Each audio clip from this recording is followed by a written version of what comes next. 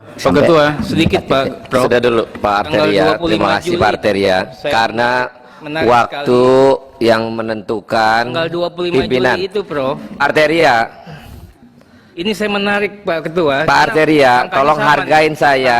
Sama, Pak Ketua. Tolong hargain saya sebagai pimpinan Komisi 3 saat ini. Ya, saya hargai. Tolong hargain. Kalau Bapak memaksa terkait dengan apa yang punya hak para anggota sekalian, lanjutkan Pak. mau kapan selesai? Jadi gini aja, saudara, dari semua ini saya tidak jawab satu persatu kenapa. Dari semua ini kita menjadi sadar sekarang bahwa sebenarnya kalau perkara ini tidak diteriakin itu hanya dua kemungkinannya. Satu, ini menjadi dark number, perkara yang tidak bisa dibuka sehingga ditutup, itu ada di dalam hukum. Tapi kemungkinan kedua, perkara di stop karena ini soal pelecehan dan yang melecehkan sudah mati. Sedangkan Barada membela diri, tutup perkara. Tapi kan kita dan senario berjalan ke situ sampai tanggal 8 Agustus. Sampai 8 Agustus. Ikut pada pengakuan Barada. Ikut pada senario itu. Saya tidak percaya. Gitu. Sejak kapan? Tadi dari PKB tanya, sejak kapan sih Pak Mahfud punya kayak? Sejak tanggal 13 itu saya bicara dari Madinah itu, saya melihat di semua YouTube, kok baru LSM ya yang bicara, ini di mana semua, baru berikutnya muncul, sesudah itu muncul, sudah itu saya pulang, Kompolnas juga masuk ke senario itu, tapi tanggal 24 saya bilang balik, belok, senarionya jangan itu, salah itu basis senarionya, gitu. Dan kita berdiskusi terus dengan Polri, dan Polri paham ini, paham, oh iya gitu. Bahkan senario pertama kan baru di SP3 beberapa hari lalu, sesudah Sambo mengaku lebih dari seminggu baru dicabut tuh perkara. Harusnya begitu Sambo ngaku tuh gugur, dicabut langsung gitu. Nah, karena senario pertama tuh masih ada juga yang ingin mengawal di tingkat-tingkat tertentu itu. Nah, oleh sebab itu saya bersyukur hari ini kita clear di DPR, semuanya sama pandangan kita bahwa ini harus diperbaiki. Saudara, tadi ada yang bertanya, Pak Mahfud, apa yang terjadi tanggal 8 sampai 10? Tuh, penembakan tanggal 8 kok diumumkan tanggal 11. Nah, itu yang menyebabkan saya juga mengubah senario. Apa yang terjadi? Saya tanya ke Komnas HAM, Pak, apa Pak? Bapak nyeliknya sudah banyak. Itu yang terjadi Jumat sampai Senin apa? Jawabnya cuma menggeleng. Kita tahu. Saat itu saya tanya ke Pak, ini apa yang terjadi tanggal 18, tanggal 8 sampai 11 ini kok tidak ada keterangan, kok langsung masuk ke tanggal 11? Apa nih? Tanggal 10 sore, 8 sore, 9, 10, 11, apa tuh yang terjadi? Nah, baru ketemu sekarang kan, berdasar rangkuman video itu. Nah, dulu tidak ada, baru ini kan terbuka semua sesudah tanggal 8. Sesudah Barada bilang saya membunuh atas perintah.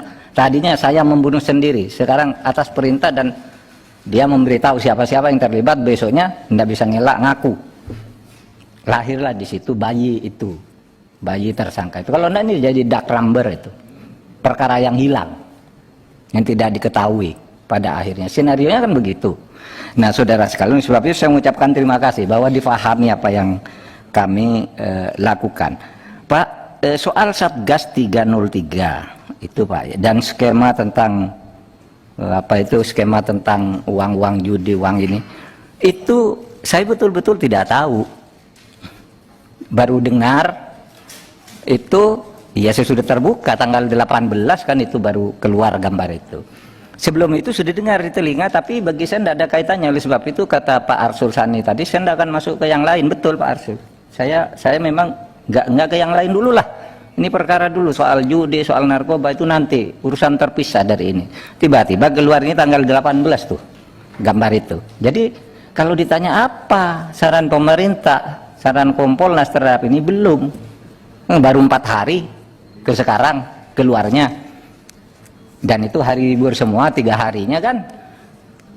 Saya dengarnya tuh di Makassar Pak, sedang kunjungan kerja hari Jumat, loh kok ada gambar begini gitu. Besoknya muncul lagi gambar tandingannya. Kami belum menyikapi. Oleh sebab itu, maka jalan keluar yang diambil oleh Komnas HAM sampai saat ini itu, satu, tidak menarik-narik ke hal lain dulu, termasuk judi apa namanya, sehingga kita bersepakat di Kompolnas kita berhenti bicara ini loh. Saya juga udah tidak bicara ini sejak beberapa hari, tapi setiap hari masih muncul kutipan lama.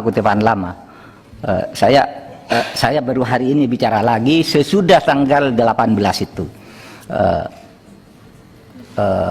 Ya, tanggal 20 sedikit ya, karena Metro wawancara tentang pembawaan hukum, tapi tidak dalam konteks perkaranya. Konteks ini disinggung gitu, tentang carut marut penegakan hukum. Jadi ada dua, Pak. Yang jangka pendek, ini kita terus mengawal Sambo. Kasus Sambo ini kan tugas saya juga, mungkin Kompolnas bisa selesai tugasnya. Tapi saya juga mengawas di kejaksaan sesudah ini. Kalau main-main di situ ya saya teriak lagi. Kalau masih ada yang belok-belokkan di situ. Sampai nanti masuk ke pengadilan. Ini jangka pendeknya ini. Jangka menengahnya tadi Bapak sekalian, kita menyiapkan memorandum untuk pembenahan polisi secara internal. Memorandum itu disusun dari apa? Dari peristiwa ini, dari sidang DPR hari ini dengan saya catat tadi ini bisa bagian dari memorandum. Kemudian dari satu berkas itu disampaikan oleh purnawirawan Polri bintang 2, bintang 3, bintang 4 bahkan. Kapolri masuk, itu semua jadi memorandum, tapi untuk pembenahan internal. Adapun kalau ada yang menginginkan, Kapolri harus di bawah menteri. Nah itu agenda lain, itu agenda politik bapak-bapak. Kita tidak masuk terlalu jauh ke situ. Ya, nanti biar DPR itu urusan politik yang lebih berat jaringannya gitu. Kalau kita internal misalnya, organisasinya diperbaiki dong, itu reposisi dong. Ini jangan ke sini dan seterusnya. Itu nanti akan ada memorandum yang kami siapkan berdasar bahan-bahan ini. Tapi yang Sambo kita sudah anggap cukup peran Kompolnas itu. Pak, tadi ada anggaran Kompolnas. Anggaran Kompolnas itu besar enggak sih? Kecil, Pak. Anggaran Kompolnas itu enggak salah 14 miliar aja, Pak. Setahun, Pak. Itu sudah termasuk overhead. Gaji Kompolnasnya, pegawainya, mobilnya, biaya operasionalnya kecil. Jadi tidak bisa juga lalu ada apa-apa langsung ke sana. Kadang-kala kita minta sponsor ke BIN misalnya yang punya dana penggalangan. Saya cerita, Pak ini ada begini kita perlu dana, tidak ada, Pak. BIN turun, ini dana penggalangan, Pak. Itu bisa. Yang penting dipertanggungjawabkan pengeluarannya itu sekurang-kurangnya secara internal. Kemudian Bapak, saya yang terakhir ingin nyatakan, Bapak kalau bicara potret polisi di Indonesia itu sebenarnya kalau bicara masyarakat, memandang polisi itu sangat bagus dan sangat perlu. Masyarakat ya, kita di sini kan lain elit. Di mana itu? Hasil survei, Pak. Polisi itu terbaik nomor 1 dari 4 aparat penegak hukum. 4 penegak hukum untuk polisi, jaksa, pengadilan, KPK. Yang tertinggi itu polisi terus. Tapi kalau institusi pemerintahan yang terbaik selalu nomor 1 TNI. Ini dari survei-survei yang kredibel. Tapi kalau di penegak hukum yang terbaik Polri. Nah oleh sebab itu saya katakan ketika pemerintah itu mendapat penilaian terbaiknya, Presiden Jokowi selama 7 tahun mendapat penilaian terbaiknya pada bulan Februari tahun 2022 itu Polkam itu nomor 1 yang paling tinggi memberi kontribusi pada rata kepercayaan publik kepada presiden, kepada pemerintah 73, kontribusi Polkam itu 78 di atas rata-rata.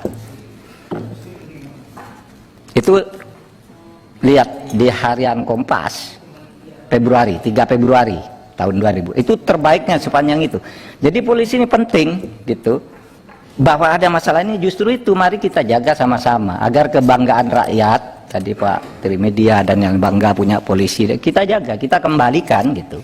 Ini semua karena ini tanggung jawab kita bersama.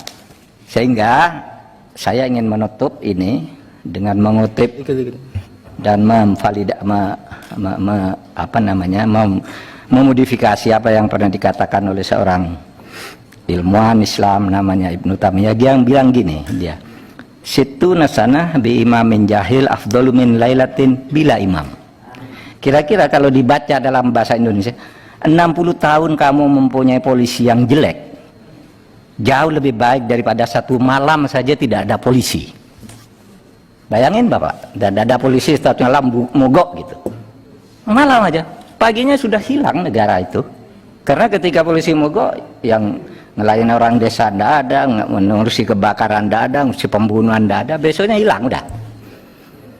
Oleh sebab itu mari kita kembalikan sama-sama ini, polisi ini kita bangun bersama-sama agar menjadi lebih baik dan lebih baik. Tapi yang kasus Sambo ini kita ya kejar. Pak Ketua, sedikit Pak Prof. Sudah dulu Pak Arteria, terima kasih Pak Arteria, karena waktu yang menentukan tanggal 25 pimpinan. Juli itu Prof. Arteria, Ini saya menarik Pak Ketua. Pak Arteria, Angkanya tolong sama hargain nih. saya. Angkanya sama, Pak Ketua. Tolong hargain saya sebagai pimpinan Komisi 3 saat ini. Ya, saya hargai. Tolong hargain. Kalau Bapak memaksa terkait dengan apa yang punya hak para anggota sekalian, Ya, lanjutkan Pak. mau kapan selesai? Iya, ya, Bukan ini siap. saya hanya pertanyaan ya dan tidak. Pak Arteria, terima kasih. Pak Mahfud, terima kasih Apa yang terima atas kasihnya? penyampaiannya. Kami berharap atas penyampaian Pak Mahfud ini membuka tabir, dan terima kasih sudah memberikan satu informasi ke masyarakat tentang kasus yang melelahkan Republik ini. Jangan sampai melebar kemana-mana. Pak Arteria menyampaikan hal demikian juga luar biasa, karena ini ada momentum pada saat rapat pada hari Rabu. Teman-teman bisa langsung kepada kepolisian, dan hal-hal terkait lanjutan pada teman-teman yang lain kepada Komnas HAM dan LPSK. Kita break sementara untuk makan siang dan isoma, karena saya dari tadi mau kencing susah karena nggak ada orang yang lain. Terima kasih Pak Mahfud, silakan, dan kita tutup untuk sementara. Wabillahi taufiq wal hidayah. Wassalamualaikum warahmatullahi wabarakatuh.